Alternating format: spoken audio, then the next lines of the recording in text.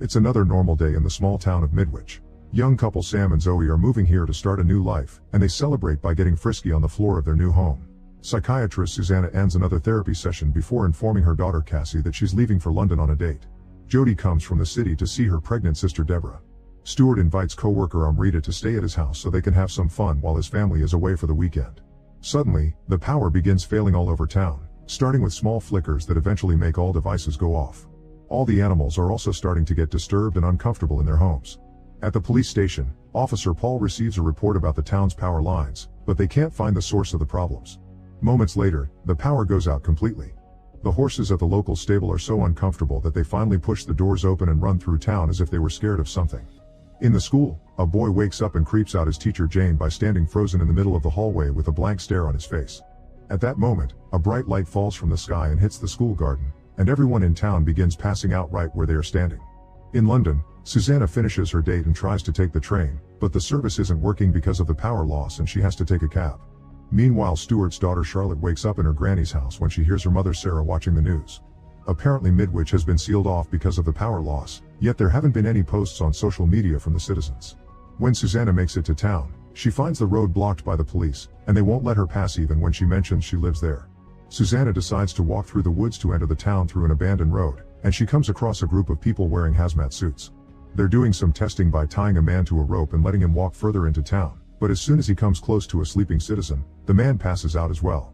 Some of these people see Susanna and try to stop her, so Susanna begins running away, only to pass out as well.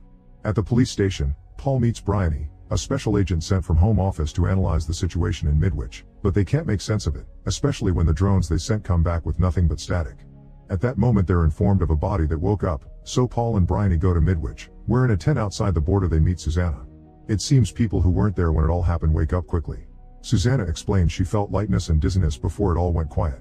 While Susanna is taken to a shelter, Paul and Bryony approach the town limit and Paul plays a message Deborah had left on his voicemail before it all went down. While Deborah explained she was afraid of the power issues, the static cut her message off. The next morning, a helicopter is sent to investigate. The chopper takes off normally, but as soon as it flies closer downtown, the pilots lose consciousness and the helicopter crashes on the ground. Phased evacuation is finally approved, and as the people that lived outside the area with a weird unconsciousness are guided out of town, Susanna bumps into Sarah, who just arrived. Neither of them wants to leave without their families, and Susanna begins making a scene, causing soldiers and Paul to come to stop her. Suddenly, everyone's phone begins receiving messages and calls. It seems people are starting to wake up, and Sarah calls Stuart, who panics when he realizes his wife is back while Amrita's still around. The police begin making preparations for a full investigation, and Bryony realizes Paul hasn't gotten a message from his wife yet, so she volunteers to check on her. When Bryony makes it to the house, she discovers the sisters are still unconscious because they were knocked out while the gas stove had been on. Bryony manages to wake Jody up with no issues, but when she checks on Deborah it's too late, both mother and baby are dead. As families reunite all over town, lots of women begin feeling something in their bellies. 2 months after the incident, everyone in town is trying their best to live a normal life. Paul goes to see Jody and guesses she's pregnant, explaining they need to talk about it. Sam and Zoe are very happy because Zoe's pregnant too, but when they go to the hospital for the first checkup, they're shocked to be sent to a building in the back filled with many other women and their husbands. An agent from the government informs them that every woman of childbearing age that was in town during the incident got pregnant that day. Because the Midwich incident is considered a red-level threat, Paul wants everyone to sign the Official Secrets Act, but the order isn't well received, especially when they also notice there's a camera recording everything. Zoe tries to call her lawyer and finds signals aren't working here. There are also soldiers arriving to block the exit. Things are getting too tense, so Susanna cuts in to mediate the situation, pointing out that all these pregnancies can't be a coincidence. Zoe tries to explain she's the real deal, but the other women share their experiences, explaining some of them hadn't been with a man in a long time or don't like men at all. At that moment, all the town's teenage girls arrive and reveal they're also pregnant, finally convincing everyone to sign the papers so the government can investigate properly. Afterward, the pregnant women are put through some basic tests. While Susanna's waiting outside, she's called by Paul, who takes her to the office to introduce her to Bernard, a higher-up from home office. All the agents are impressed by Susanna's handling of the situation and ask her to be the counseling guide for the pregnant women. When the tests are done, Paul takes Jody to live in his house instead of letting her go back to the city. The next day Zoe gets a call from the hospital explaining that none of the fetuses have the father's DNA in them, only the mother's. She's starting to consider terminating the pregnancy, but Sam begs her not to, reminding her the doctors told them in the past they only have a 1% chance of having a baby. Stuart gets a text from Amrita saying she's pregnant too. Cassie decides to terminate her pregnancy. She goes to the hospital and meets Nora, who says a friend of hers tried to post about this on social media and the police took it down. The girls are joined by Rachel, and the three of them get ready to sign the termination forms. However, the lights begin flickering and the three women drop their pens to then walk out of the hospital as if in trance. Bryony is watching all this on the security cameras and informs Paul that the same thing happened with all the women that tried to terminate the pregnancy. 5 months later, the pregnant women continue to live as usual with the help of Susanna's counseling, although their bellies are bigger than they should be. Bryony receives a mysterious file from Bernard with confidential information about the town of Nordosk in Russia. Zoe tries to leave town on the train, but a mysterious force stops her from moving. She goes to see Susanna and confesses she felt like it was the baby who stopped her from leaving. Suddenly, lights begin flickering all over town, and every single pregnant woman discovers their waters have broken at the same time. Everyone is taken to the hospital, and after a few hours of arduous labor, the babies are born. They look perfectly normal, although Zoe still watches her child with suspicion. Later at night, the babies open their eyes and reveal them to be glowing. For the next 2 years, families are told to keep living normal lives, but the government forbids them from having contact with the outside world. Zoe's daughter Hannah and Rachel's son Joe look at each other through the window and establish a connection with Amrita's daughter Sunny, who has been living with her mother in the city with the money Stuart sent to them. A few hours later, Amrita and Sunny show up in town to see Stuart, and Amrita explains Sunny insisted on coming.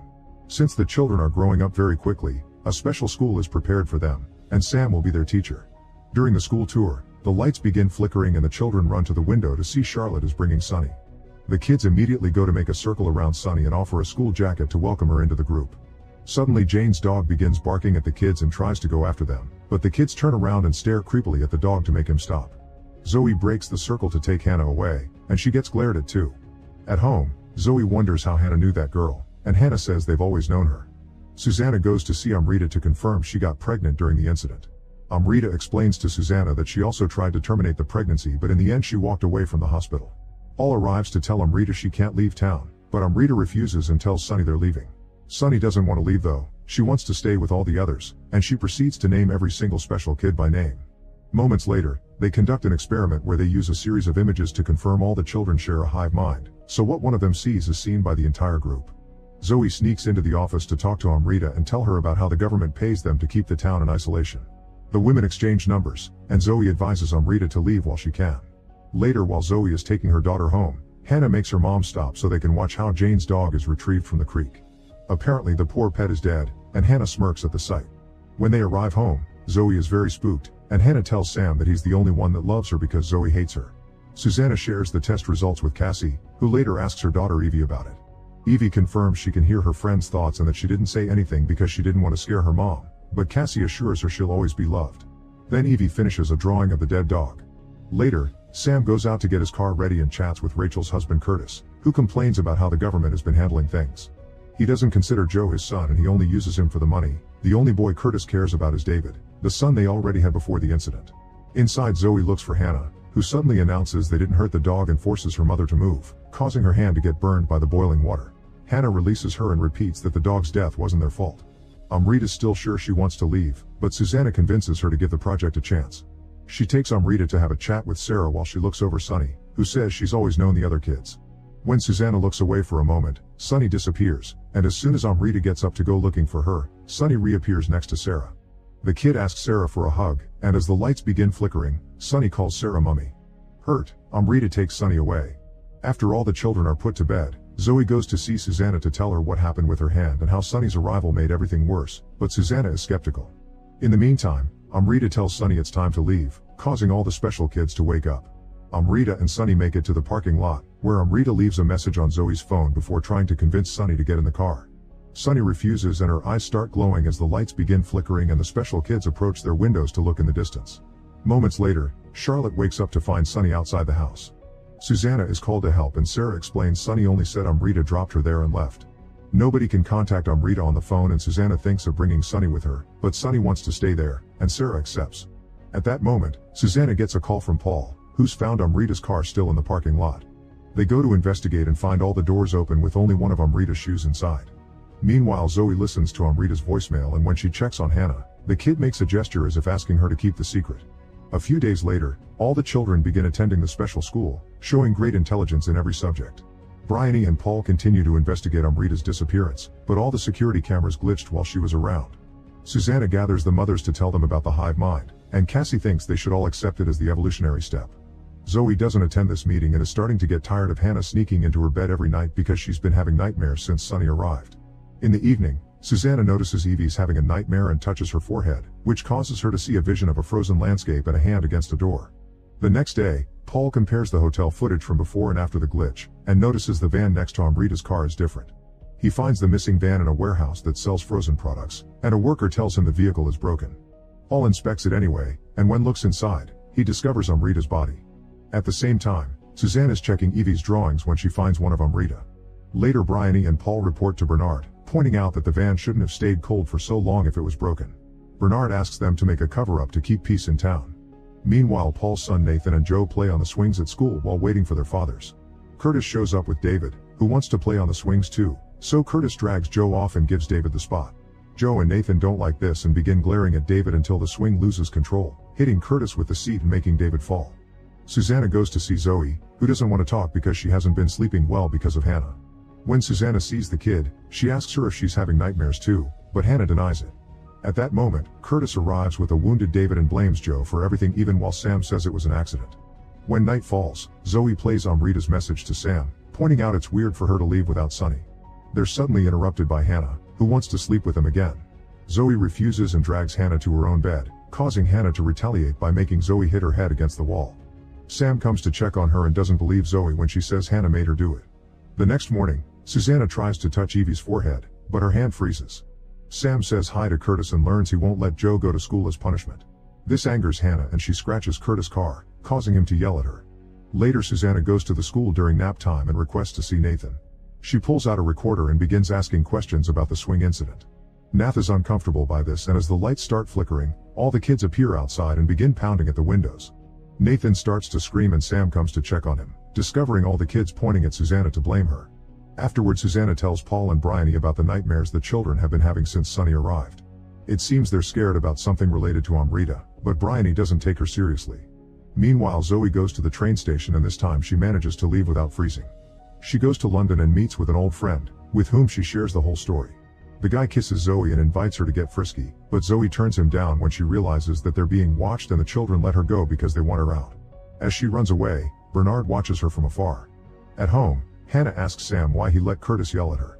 Suddenly Sam loses all sense of self and leaves the house to beat Curtis up. When Zoe comes home, Sam tells her what happened and finally believes Hannah's control over them.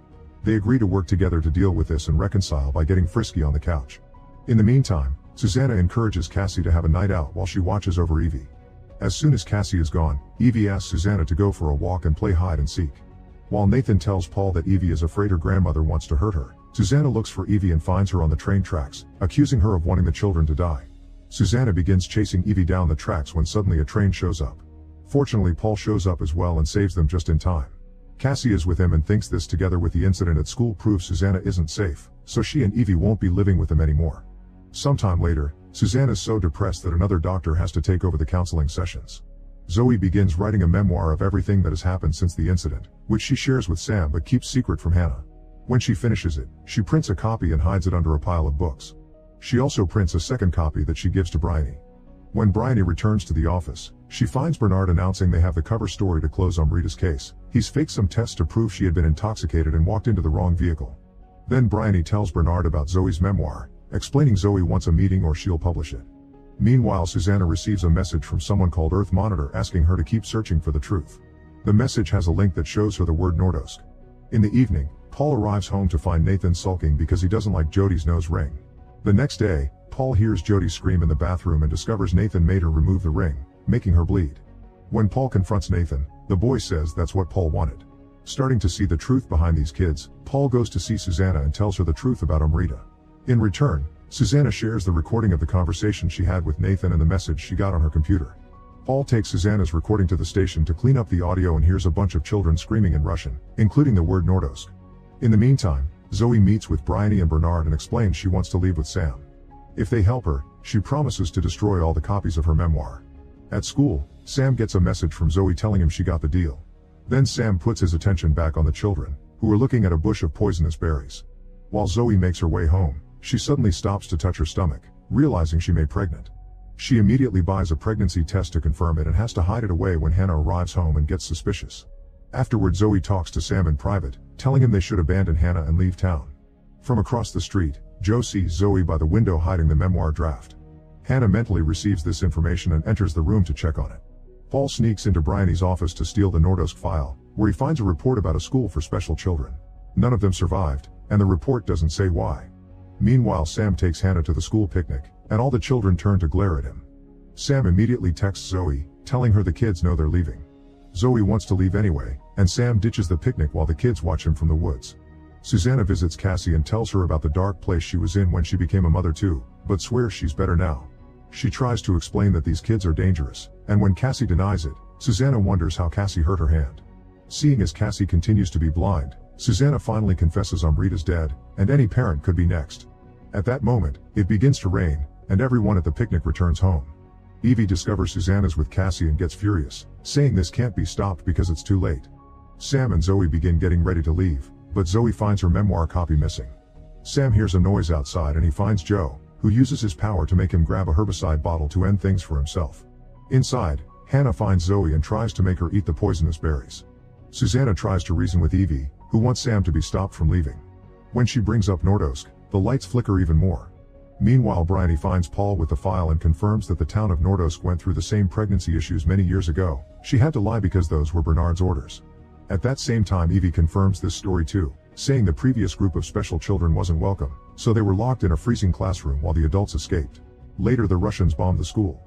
Cassie calls Paul for help and he rushes to Zoe's house, but Nathan knocks him out to stop him.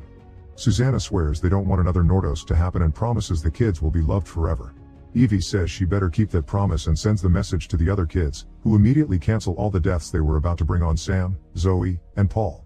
2 years later, the town is living in harmony. The parents make sure to treat the kids with love, and this has stopped them from being cruel. The children have quickly grown into teenagers, and Bernard wants to take them to a military base for more advanced testing. Susanna doesn't like this, but Bernard reveals the children themselves asked to see what's outside town. Sam and Zoe had a new daughter named Ellie, but Curtis and Rachel got a divorce. David has to stay a few days of the week with Curtis, which he absolutely hates, and his tantrum is seen by Hannah from across the street with glowing eyes. Later, David escapes from his dad's home and tries to enter the school, but finds the fence locked. Later, Susanna and Paul take Evie and Nathan to the military base, although the adults aren't authorized to watch the tests. While Evie and Nathan are tested, the lights begin flickering in both the base and the school, and Sam discovers the children aren't in the classroom. Sam goes to look for them, but falls unconscious when he approaches the cellar stairs. At the same time, everyone is also knocked out at the military base. The power issues cause the school fence to open and David makes his way inside, going down the cellar stairs to discover all the kids are standing in a circle while their eyes glow.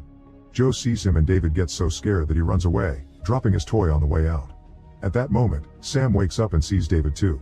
At the base, Susanna and Paul are woken up by a gunshot. It turns out the kids made the men shoot a fellow soldier. Nobody comments on it though, and Evie and Nathan are allowed to go home. In town, Rachel rushes out of the house when she sees David show up, and she's horrified to discover her son's eyes are white.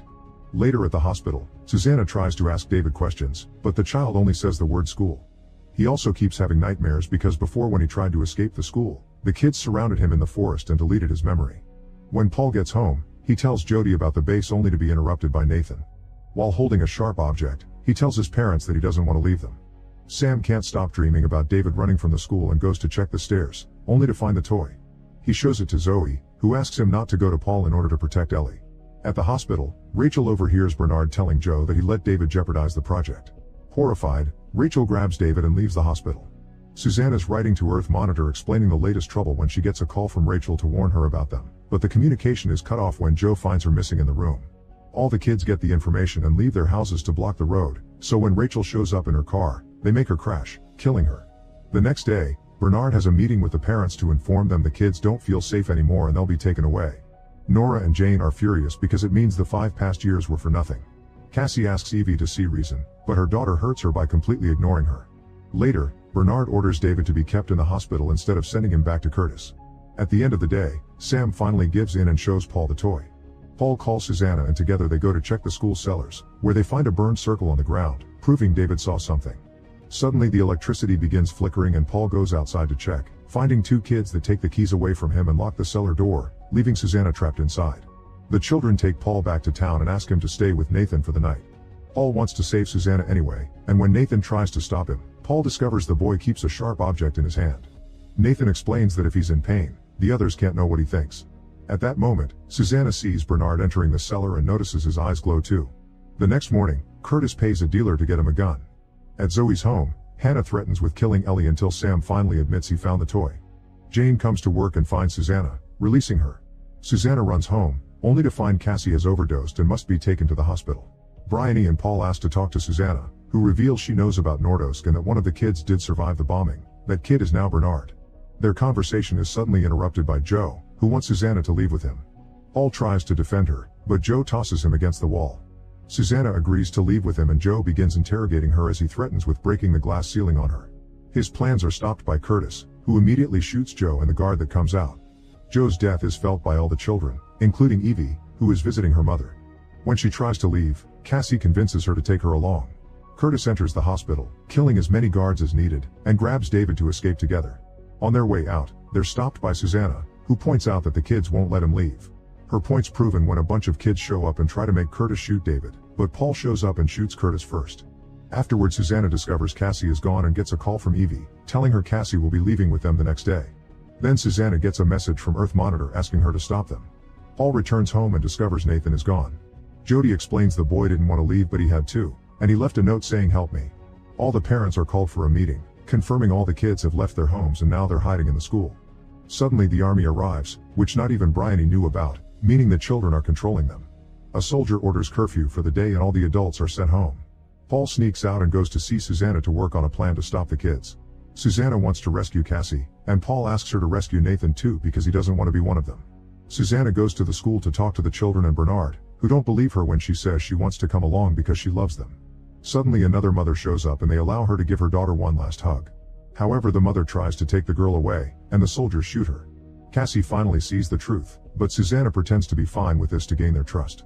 She's finally accepted into the group and sent to the basement with Cassie to protect her from an incoming blackout. Before they lock the door, Susanna gives Nathan the note he left and asks him to warn Paul. Meanwhile, Paul's working on making a bomb. He gets a call from Nathan, who uses pain again to hide from the kids the fact he's telling his father to hide. In return, Paul manages to warn Sam and Zoe, who hide with their baby in their neighbor's basement. At that moment, all the kids form a circle outside the school that causes power to go out and all the unprotected people to fall unconscious. Then the soldiers visit all the houses to remove any proof that the kids were ever there, since this second blackout was performed to erase everyone's memories. In the morning, the kids visit their parents to confirm they forgot everything. Nathan's sad to see Jody not recognize him, but he also sees Paul hiding nearby and confirms he's fine. Hannah visits her parents too and they pretend they don't recognize her either, but Hannah gets suspicious when Ellie accidentally says her sister's name. Paul takes the chance to sneak into one of the army trucks and knocks out a soldier to steal his clothes. Now he can pretend to be one of them. Moments later, Zoe and Sam are getting ready to leave, but they're approached by Hannah again, who wants to punish them for lying. However, when she sees Ellie, she changes her mind and asks her parents to keep the secret before leaving. At the school, Susanna sees Nathan return and tells him to run away with Cassie, so the pair escapes through the woods. The soldiers prepare a bus for the children and Paul leaves the bag with the bomb inside. The children notice Nathan is missing and send the soldiers after him, but when Nathan accidentally steps into a bear trap, the pain makes the kids lose track of him.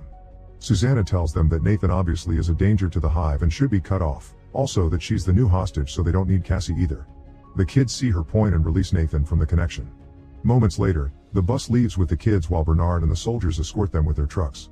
When they make it outside town, Bernard receives a message telling him about the discovery of an unconscious soldier, prompting him to stop the trip to investigate. Paul has no choice but to activate the bomb now, making the bus explode with the kids and Susanna inside. From afar, Cassie, Sam, and Zoe watch the explosion and understand they're finally free. Make sure to subscribe and turn on notifications so you can watch more videos like this. Thanks for watching.